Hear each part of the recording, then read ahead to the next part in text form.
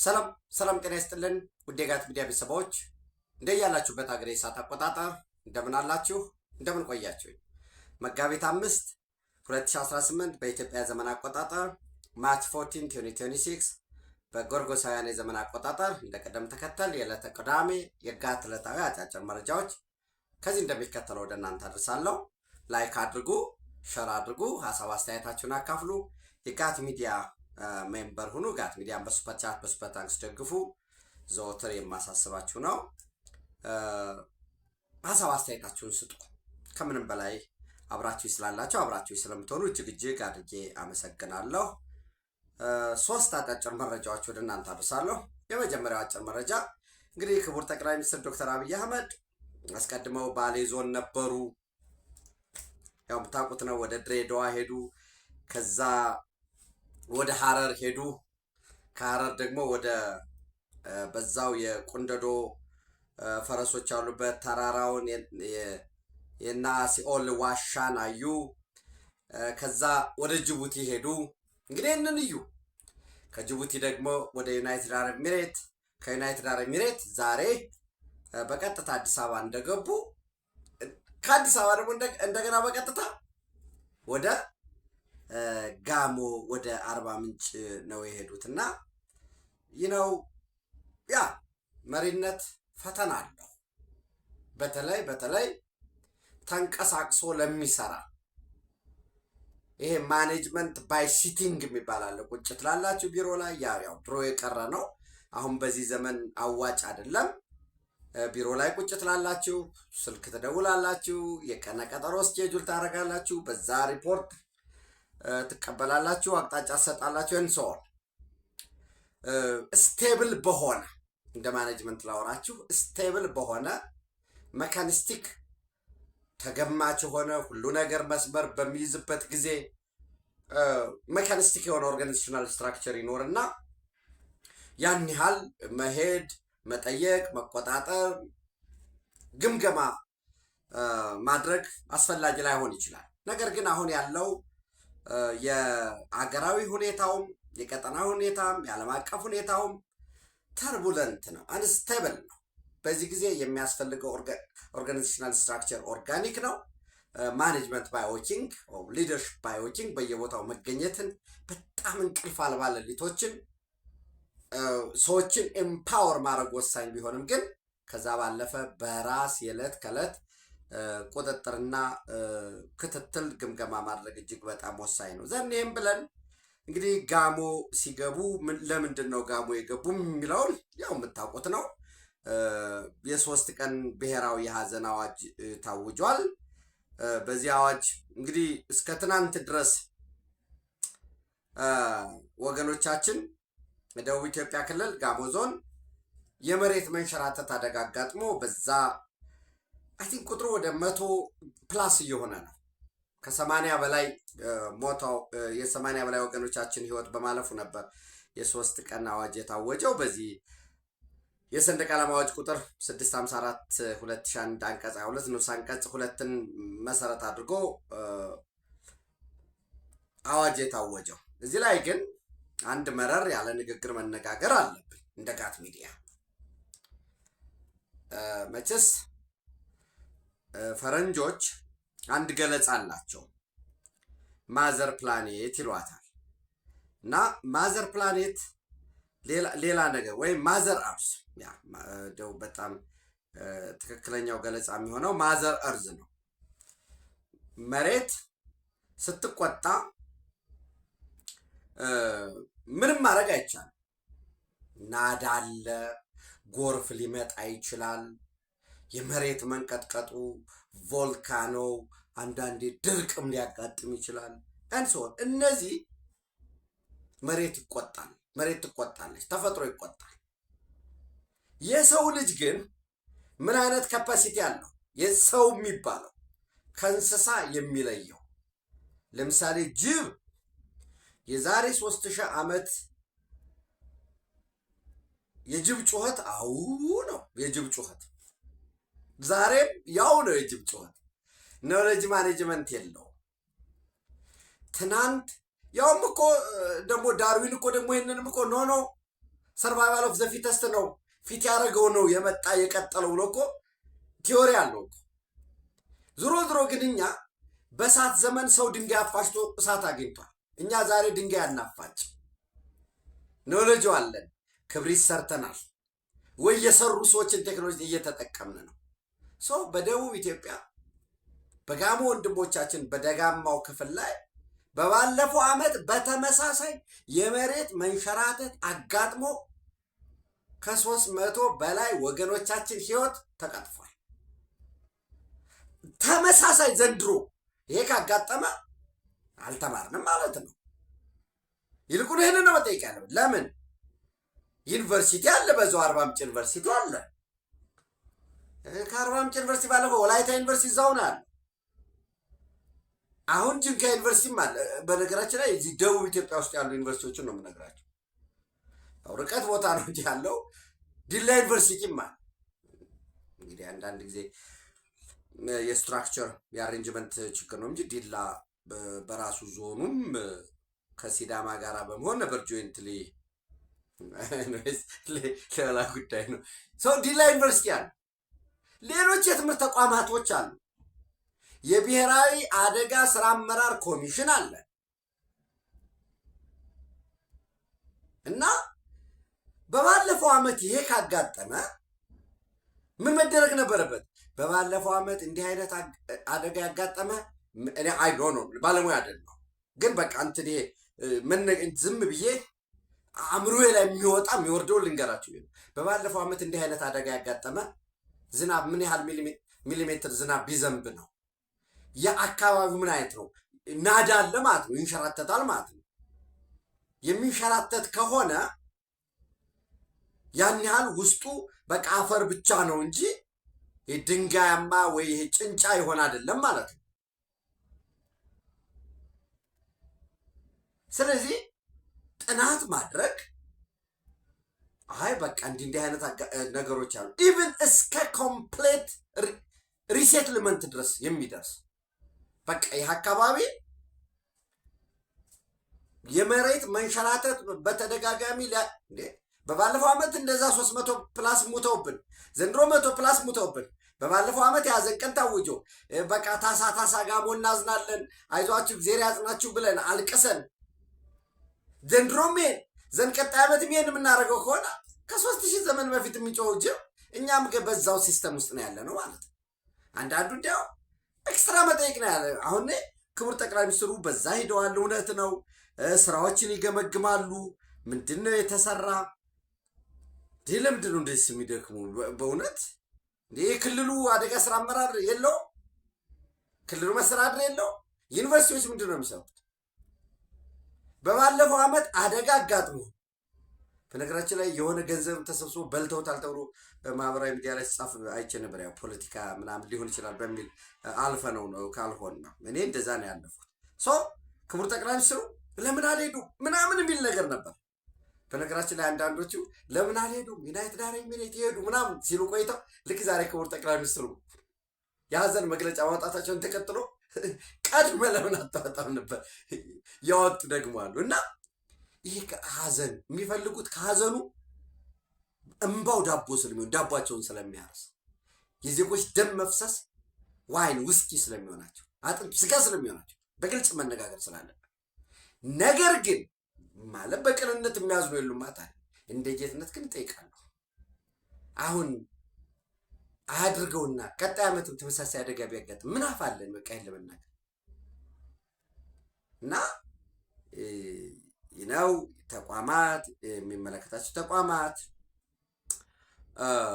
አካባቢው አፈር ብቻ ያለው ይሄ ለም አፈር ለናዳ ተጋላጭ ከሆነ የውሃ ምን ያህል የዝናብ ሁኔታውን ገምቶ ደግሞ ሜትሮሎጂ እኮ ተቋም አለን፣ ሁሉም ግባት እኮ አለን።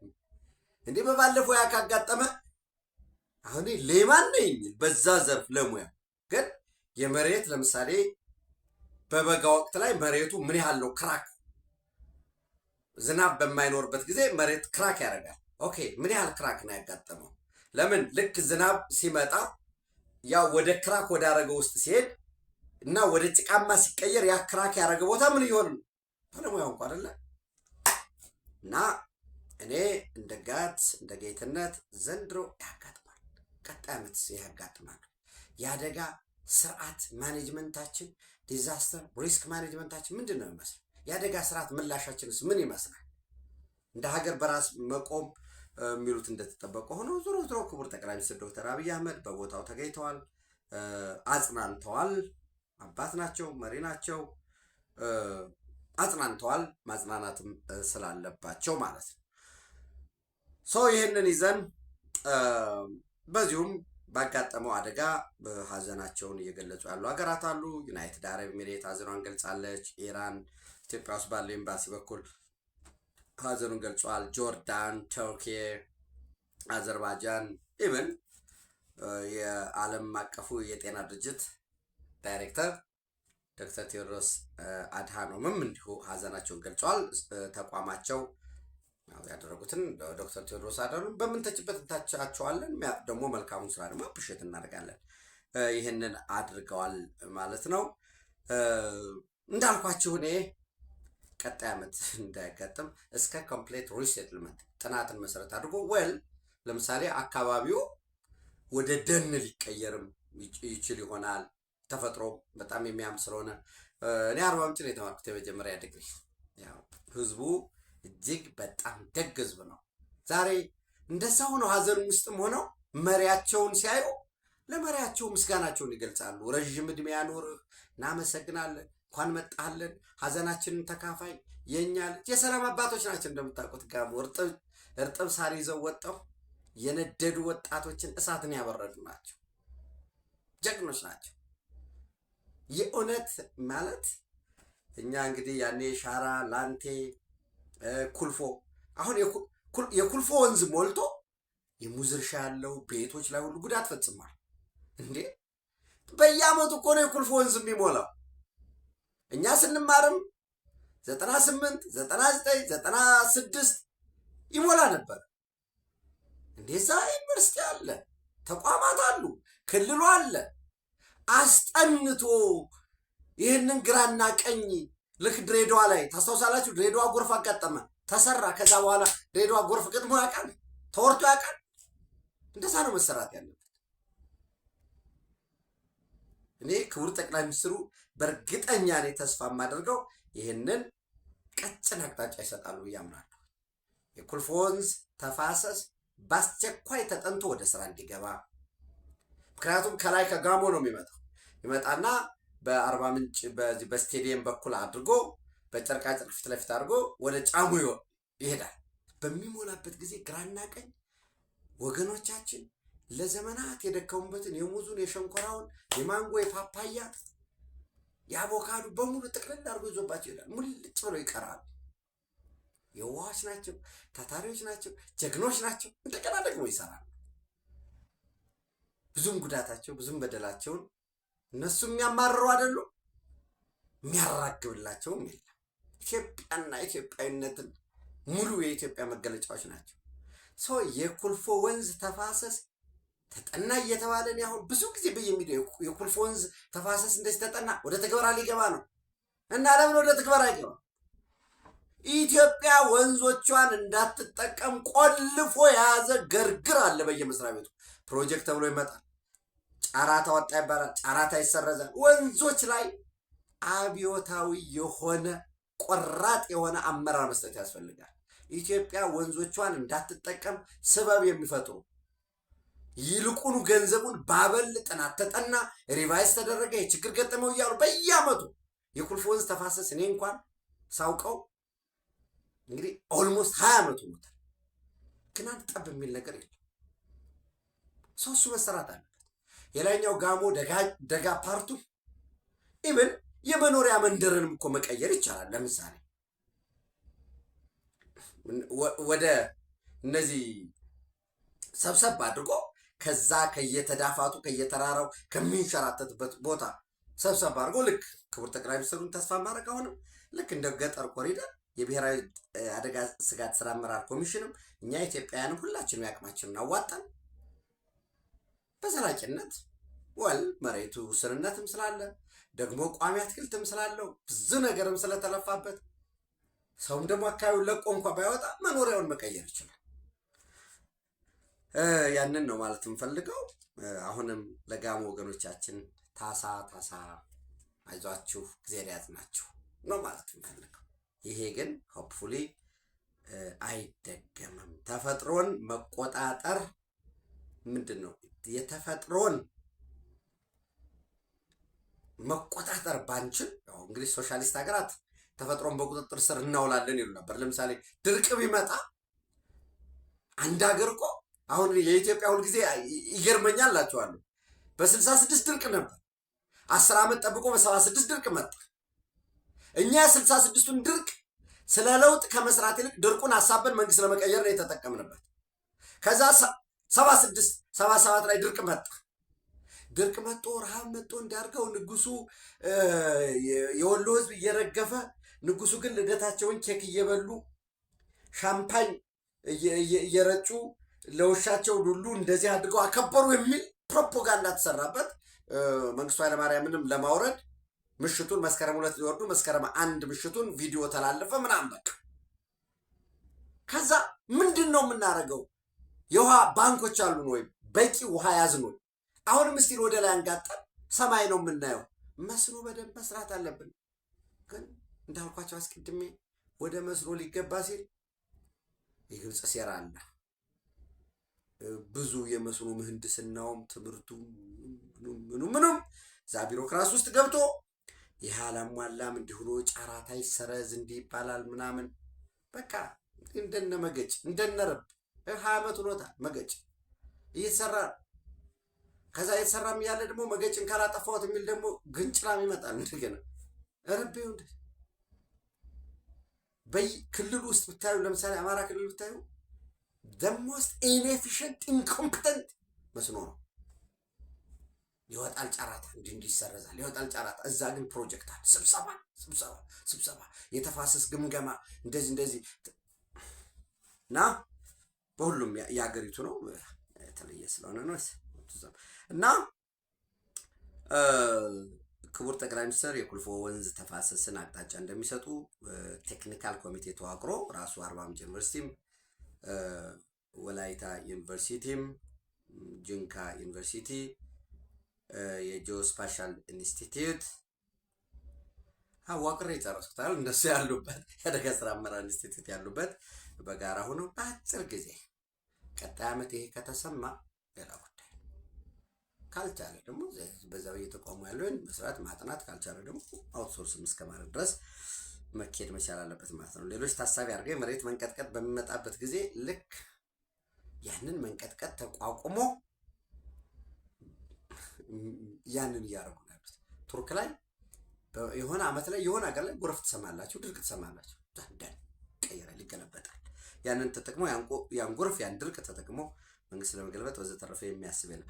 ኤኒዌይስ እሱን ካልኳችሁ በኋላ የኢትዮጵያ ስኬት የግብፅ መራራ ሽንፈት በጣም ወሳኙን አጀንዳችንን ወደዚህ እናምጣው። ይህም በጣም ወሳኝ ስለሆነ የጋሞ ወገኖቻችን የመጀመሪያው ነገር ጅቡቲ እንግዲህ ግብፅ በ2024 እንደምታስታውሱት ወደ ሶማሊያ የሰላም ማስከበር ኃይል ሰራዊት ልካለሁ ብላ ያኔ ጃንዋሪ 1 2024 ላይ ኦልሞስት ከ2 ዓመት በፊት ማለት ነው ኢትዮጵያና ሶማሌላንድ መግባቢያ መፈራረማቸውን ተከትሎ በያው የነበረው ጩኸት የምታዩት ነው። ኢትዮጵያ እንዴት ተቋቁማ ያንን ወጣች ብለውን የምታዩት አሁን እስራኤል ላይ የሚደረገውን ዘመቻ ስታዩ ነው። እስራኤሎች ይሰማሉ ሌላ ጉዳይ ሆኖ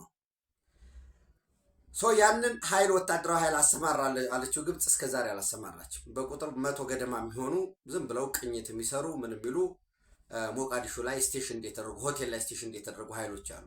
ሞሮፍ ስለላ የሚሰሩ እና አንዳንድ የአድሚኒስትሬቲቭ ስራ ሪኮነሰንስ ምናምን የሚሰሩ ያሉበት። ይሄ ባልሆነበት ሁኔታ ግብፅ እንግዲህ ኃይል አመጣለሁኝ አሰማራለሁ ትላለች። ልክ የሆነ የናይል ጉዳይ ችግር ከገጠመ ወይ የሆነ ኢትዮጵያ ወደ ቀይ ባህር ምናምን እንደዚህ ሆት ሲሆን በሰላም አስከበር 1000 ምናምን ሰራዊት ልንልክ ነው ወደ ሶማሊያ ይባላል። ጀስት መጫወቻ ነው፣ አጀንዳቸው አይደለም። ይሄ ሆኖ ግን ጅቡቲ በትናንትናው ዕለት ወደ ሶማሊያ የሰላም ማስከበር የሚሄድ አንድ ብርጌድ ጎብኝተዋል። ይሄ ብርጌድ እንግዲህ ዛሬ እንደምታውቁት ዛሬ 14 ነው። ከሁለት ቀን በኋላ ዊች ሚንስ ሰኞ ወደ ሶማሊያ ይሰፍራል ማለት ነው። ሶማሊያ ላይ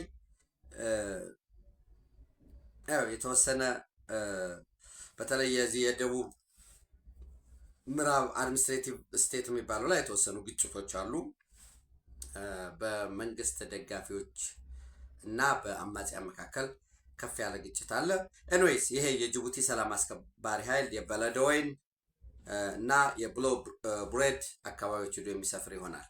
ይህን ይዘን ወሳኙ ነገር ግብፅ አሁንም በድጋሚ ለጂሲሲ አባል ሀገራት ለገልፍ ኮኦፕሬሽን ካውንስል አባል ሀገራት የሚኒስትሪያል ስብሰባ ነበር። የግብፅና ልክ ኢትዮጵያና የአውሮፓ ህብረት ግብፅና የአውሮፓ ህብረት ምናምን እንደምንለው የግብፅና የገልፍ ካንትሪስ የኮኦፕሬሽን ካውንስል ስብሰባ ነበር። በዛ ስብሰባ ላይ የውጭ ጉዳይ ሚኒስትሩ በድር አብደላቲ ብዙ ጉዳዮችን አወርቷል። ከነዚያ ካወራቸው ጉዳዮቹ ዋነኛው ጉዳይ የሆነው ምንድነው?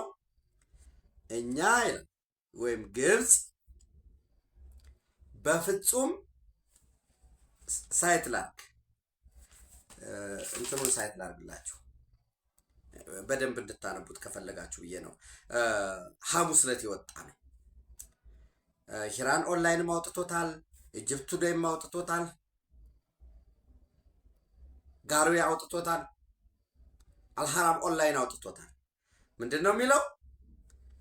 ኢጅፕት ሪጀክትስ ኤኒ ፎሪን ኢምፖዚሽን ኦፍ ሪጂናል ሴኪሪቲ አሬንጅመንት ኦን አረብ ካንትሪስ ፎሪን ሚኒስተር በድር አብደላቲ ቱ ገልፍ ኮኦፕሬሽን ካውንስል ይላል። እና እንግዲህ የአረብ አገራት የሚባሉት የምታውቋቸው ናቸው።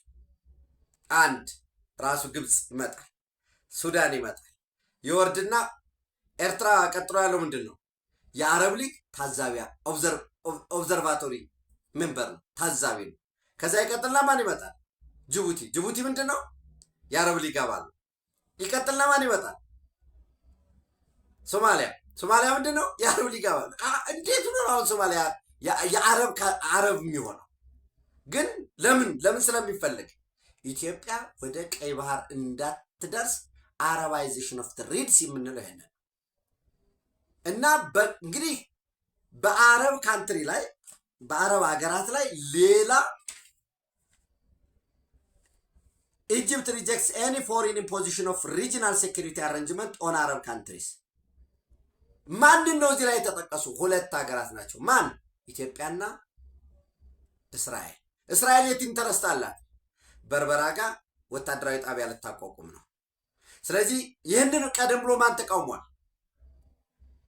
ሶማሊያ ተቃውማለች። በፍጹም በእኛ ምድር ላይ የውጭ ወታደራዊ ኃይል እንዲሰፍር አንፈቅድም። እስራኤል ስለ ሶማሊላንድ የሀገርነቱ እውቅና ሰጥቶታል ዲሴምበር 26 ላይ። አሁን በልዩ ሁኔታ ስኮላርሽፕ ተጠቃሚዎች ናቸው። በዚሁ አጋጣሚ እንደው ስኮላርሽፕ የምትፈልጉና ይህን ፕሮግራም የምትከታተሉ ካላችሁ የእስራኤል ስኮላርሽፕ አውጥቷል። ሰፊ ለአፍሪካ ሀገራት ብቻ የሚሰጥ እሱን ሰርች አድርጉ። በሙሉ ስፖንሰርሽፕ የሚሰጥ እና በልዩ ተጠቃሚ በዚህ በእስራኤል ስኮላርሽፕ ውስጥ ሶማሌላንድ ነች። ሶማሌላንድ የያዘን መግለጫ አውጥታለች ብያቸዋለሁ ለጋሞ ወገኖቻችን ከጎናችሁ ነን የሚል ሌላው ሁለተኛ ማን አለ? ይሄ ስብሰባው በግብፅና በገልፍ ኮኦፕሬሽን ካውንስል አባል ሀገራት እነዚህ የባህሬን፣ ኩዌት፣ ኦማን፣ ካታር፣ ሳውዲ አረቢያ፣ ዩናይትድ አረብ ኤሚሬት ናቸው። እነዚህ እና ጆርዳን ናቸው የገልፍ ትብብር አባል ሀገራት የሚባሉት። እነዚህ ትብብር አባል ሀገራት በማን እየተጠቁ ነው ወይም በማን ተጠቅተዋል? በኢራን። በነገራችን ላይ በዛሬው ዕለት የኢራን ሰፊ ጥቃት በዩናይትድ አረብ ኤሚሬት እና ኢቨን በጆርዳን በሳውዲ አረቢያ ሰፋፊ ጥቃት እየተፈጸመ ነው። እንግዲህ ምንድን ነው እያሉ ያሉት ኢራኖች የኦይል ፋሲሊቲ ወይም የነዳጅ ዘይት መሰረተ ልማቶች በሙሉ ታርጌቶቻችን ናቸው ብለዋል። ኦማን ላይ ጥቃት እየተፈጸመ ነው። ዛሬ ዩናይትድ አረብ ኤሚሬት ላይ ጥቃት እየተፈጸመ ነው። ሳውዲ አረቢያ ጥቃት እየተፈጸመ ነው። በድር አብደላቲ ግን ሐሙስ ዕለት ቨርቹዋሊ ስብሰባ አድርገው ለመሱድ ፔዝሽኪያን ለኢራን ፕሬዝዳንት ደውለውላቸው ነበር። በፍጹም አውግዘው ነበር። ትክክል አይደለም፣ በገልፍ አባል ሀገራት ላይ በአረብ እርስ በርስ አረብ መዋጋት የለበትም፣ ከዚህ በኋላ እንዳትተኩሱ ብለው ነበር። እንዲያውም የበለጠ አጠናክረው ነው የቀጠሉ ማለት ነው። ይህንን ያሉ እስራኤል ምንም እየሰማቸው አይደለም፣ የሚሰማቸውም ሀገር አይደለም። እስራኤል ለበርበራ ላይ ሚሊተሪ ወታደራዊ ሰፈር እያዋቀሩ ነው። ዘን ምን ይላሉ? ኢራን አታክ ኦን ጂሲሲ ሪጀክት ኢራን አታክ ኦን ጂሲሲ ሜምበርስ በገልፍ ኮኦፕሬሽን ካውንስል አባላት ላይ ይህንን ሪጀክት ካደረጉ በኋላ ምንድን ነው የሚሉት? አረብ ናሽናል ሴኪሪቲ ኢዝ ኢንዲቪዚብል ነው። በአንደኛው የአረብ ሀገር ላይ የሚደርስ ጣልቃ ገብነት፣ የሉዓላዊ ጥሰት፣ የግዛት ጥሰት በሁሉም ሀገራት ላይ እንደተፈጸመ ስለሚቆጠር በ1950ዎቹ የአረብ ሊግ በሚመሰረቱበት ጊዜ መልሶ አሁን የአረብ ሊግ የገልፍ ኮኦፕሬሽን ካውንስል አባል ሀገራት መልሰው የምን አባል ናቸው? የአረብ ሊግ አባል ናቸው። የአረብ ሊግ አባል የሆኑ የጂሲሲ አባል የሆኑ ደግሞ መልሰው ደግሞ የኦርጋናይዜሽን ኦፍ ኢስላሚክ ኮኦፕሬቲቭ ሪደንደንስ ያለ የኦርጋናይዜሽን ኦፍ ኢስላሚክ ኮኦፕሬቲቭ ካውንስል የኦርጋናይዜሽን ፎር ኢስላሚክ ኮኦፕሬሽን አባል ናቸው። እና በድር አብደላቲ ምን ይላሉ? በ1950 በስምምነታችን የአረብ ሊግ ስምምነት የጆይንት ዲፌንስ አንድ ኢኮኖሚክ ኮኦፕሬሽን ትሪቲ ነበረን፣ የጋራ ወታደራዊ ልክ አረብ ኔቶ የሚባለው። በባለፈው ሳውዲ አረቢያ ላይ ኢትዮጵያ ወደ ቀይ ባህር ልትመለስ ስለሆነ እና የእስራኤል ጉዳይ የነዚህ ሁለቱን ለምሳሌ ኢትዮጵያ ወደ ኤርትራን አታክ ብታደርግ የሬድሲ ሴኪሪቲ ካውንስል በ2018 የተቋቋመው በ2018 የተመሰረተው 2019 ጀምሮ ኤፌክቲቭ የሆነ ሳውዲ አረቢያ ሰብሳቢ የሆነችበት ጅዳ። ለምን ሳውዲ አረቢያ ሆነ? የግብፅ ኢኮኖሚ እየደከመ ቀጥታ ደግሞ ግብፅና ኢትዮጵያን የሚያላትም ስለሆነ ለዚህ ቀይ ባህር አትመጣም ስትባል እዚህ ሬድሲ የሚይዝ ኃይል ስለመጣ አይተዋል። ዶክተር አብይ የመጣው 2018 ነው። ከዛ በፊት አስበውት አያውቁም። እነሱ ናቸው ሀሳቡን ያመጡት። ግብጾች አመጡና ደሴት ሬድሲ ላይ ያላቸውን ደሴት ለሳውዲ አረቢያ እስከመስጠት ድረስ ይህን አድርገው የሬድሲ ሴኪሪቲ ካውንስል ይመሰረት ልክ እንደ አረብ ኔቶ ሲባል ሪጀክት ያደረገው ማን ነው? ዩናይትድ አረብ ኤሚሬትስ ነች። ሪጀክት አደረገችው። አሁን ግብፅ ጥርስ የሌለው አንበሳ ሆኖ መራራ ሽንፈቱን ሳይወድ በግድ ሲጎነጭ፣ ኢትዮጵያ ደግሞ ጣፋጭ ድሏን ጣፋጭ ስኬቷን እያጠጣመች ነው። በህዝቧ ጠንካራ አንድነት፣ በመሪው በሳል አመራር ሰጭነት፣ በመንግስትም በፈተናዎች ውስጥ ሆኖ ጸንቶ ዓለም አቀፍ አጀንዳ ማድረግ በመቻሉ የቀይ ባህር ጉዳይ እስራኤል ወደ ሬድሲ ተመልሶ መጥቷል። በተለይ በርበራ ላይ ለምን ዋይ በርበራ አሁን በቀጣይ ይመጣል የሚባለው አይታችሁ ከሆነ ሀውቲ ምን አለ? ለኢራን እኮ ደብዳቤ ጻፈ። ሀውቲዎች ምን ብለው? እባክሽ ኢራን ሆይ በአረብ አገራት ላይ የምትፈጽሚውን ጥቃት አቁሚ። ለምንድን ነው ኔቶ ይህንን ያለው? አምሶሪ ሀውቲ ይህንን ያለው ሞሮለስ አሁን የየመን ፖለቲካ የሳውዘርን ትራንዚሽን ካውንስሉ በማን ነበር የሚደገፈው? በዩናይትድ አረብ ኤሚሬት። እሱ እንዲወጣ አረጉ። ዘን ፕሬዚደንሻል ሊደርሽፕ ካውንስሉ አለ ሳውዲ አረቢያ የምትደግፈው እሱ ነው። እንደ ሳውዘርን ትራንዚሽን ካውንስል ደቡባዊ የመን መቀመጫውን ኤደን ያደረገውን ዩናይትድ አረብ ኤሚሬት የምትደግፈውን ዩናይትድ አረብ ኤሚሬት ለቃ እንድትወጣ ያደረጉ። ሶማሊያ ላይ በሙሉ ወታደራዊ፣ የቴክኖሎጂ፣ የፋይናንስ ትብብሯን የሶማሊያ ፌዴራል መንግስት ከዩናይትድ አረብ ኤሚሬት ጋር ያለውን አቁሟል። ያው ሚስጥር ማውጣት አንዳንድ ጊዜ ጥሩ ነው፣ ጥሩ አይደለም። እንግዲህ ኢትዮጵያ ደግሞ ዩናይትድ አረብ ኤሚሬት እና ሶማሊያን እያደራደረች ነው። ክቡር ጠቅላይ ሚኒስትሩ የት ነው የሄዱት? ጅቡቲ ሂደው አፍጥር ተሳተፉ። በቃ እንደዛ ነው። የሶማሊያን ጉዳይ አጀንዳ አድርገው ይዘው ዩናይትድ አረብ ኤሚሬት በሉዓላዊነቴ ጣልቃ ገብታለች፣ በዋነኝነትም የሳውዘርን ትራንዛክሽን ካውንስሉን መሪ ከኤደን በጀልባ ካመጡ በኋላ እኛ ባላወቅንበት ሁኔታ በጦር አውሮፕላኖቻቸው ከበርበራ ወደ ሞቃዲሾ፣ ከሞቃዲሾ ወደ ኤሚሬት ወስደውታል። እኛ ይህን አላወቅንም። ለምን? የሳውዲ አረቢያ ድጋፍ ስላለ። ለምን? ሶማሌላንድ ነፃ ሀገር እንድትሆን እስራኤል እውቅና እንድትሰጥ ዩናይትድ አረብ ኤሚሬት ነች የደገፈችው የሚል ሰው ኢትዮጵያ ሶማሊያንና ዩናይትድ አረብ ኤሚሬትን ማደራደር ጀምራለች። ሆፕፉሊ ውጤታማ ይሆናል። እንግዲህ የሶማሌላንድ ጉዳይ የእስራኤል ጉዳይ አለ። እኛ የባህር በሩን የምናገኝ ከሆነ ግልጽ አይደለም መነጋገር ያለብን። አሰብን ጨምሮ ደቡባዊ ቀይ ባህርን የምንቀበል ከሆነ ከእስራኤል ጋርም ከሌሎች ሀገራትም ተጠቅመን ኦኬ፣ እዚህ ደግሞ የሆነ ነገር መደረጉ አይቀርም። የመካከለኛው ምስራቅ እንዳልኳችሁ በጣም በጣም ጠንካራ የሆነ ግብረ መልስ እየተሰጣጡ ነው። ኢራንም ምሽቱን በጣም በከፍተኛ ሁኔታ ጥቃት እየፈጸመች ነው። እንዳልኳቸው አስቀድሜ በዩኤኢ ላይ በኦማንና በሳውዲ አረቢያ ላይ ጥቃት እየፈጸመች ነው። የነዳጅ መሰረተ ልማቶች በሙሉ የጥቃቱ ዓላማዎች ናቸው ብለዋል። እንግዲህ 90% የነዳጅ መሰረተ ልማት ወደ ውጭ የሚሸጥበት የካርግ ደሴት የጥቃቱ ዓላማን ጥቃት ወታደራዊ ዓላማ እንጂ የነዳጅ መሰረተ ልማቱ ጥቃት አልፈጸምኩም ብለዋል ዶናልድ ትራምፕ። ግን ላዘዝ እችላለሁ ብለዋል። ኢራን የነዳጅ መሰረተ ልማትን የሌሎች ሀገራት ጥቃት የምትፈጽም ከሆነ ራሷ ላይ ካርግ ላይም ያ ደሴት ደግሞ ወደ 22 ስኩዌር ኪሎ ሜትር ነው። ያ ተመታ ማለት ነው ነገራችን ላይ ኢራን ሙሉ ለሙሉ የነዳጅ መሰረተ ልማቷ የሚወድምበት ሁኔታ ነው ያለው ማለት ነው። ኢራን ዩክሬንም የጥቃት ዓላማ ነች፣ እሷንም አጠቃለው እያለች ነው። ከዛ ባለፈ ያው በውሎ ከተወሰነ ሰዓት በፊት ወደ እናንተ ባደረስኩት ፕሮግራም 4 ኬሲ 135 ብያችሁ ነበር። የቦይንግ ሰራሽ 4 ኬሲ 135 የአንደኛው ዋጋ $40 ሚሊዮን ገደማ ጥቃት ተፈጽሞበታል የሚለውን ዶናልድ ትራምፕ አስተባብሏል። ሶስቱ ለጥገና ነው የቆሙት። አንደኛው ላይ የተወሰነ ጥቃት ደርሶበታል።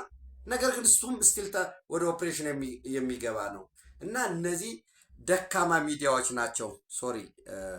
ደካማ የሆኑ ሚዲያዎች ናቸው ጥቃት ተፈጸመ እያሉ ስም የሚያጠፉ በሚል ያስቀመጠው ነገር አለ።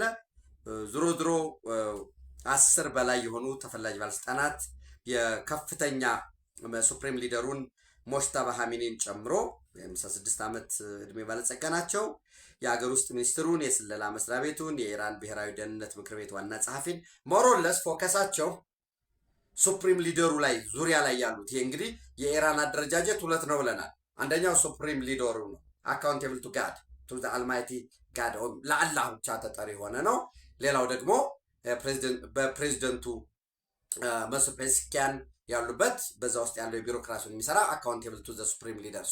አሁን የተመራጭ የሚባለው በድምፅ የሚመረጠው ይሄኛውን ፕሬዚደንሻል እዛ ውስጥ ያለውን ትተው በሱፕሪም ሊደሩ ዙሪያ ያለውን ኃይል ነው እያሳደዱ ያሉት። ይሄ ምን ውጤት ያመጣል፣ መገፋፋቱ ወዴት ይደርሳል የሚለውን አብረን የምንከታተለው ነው የሚሆነው።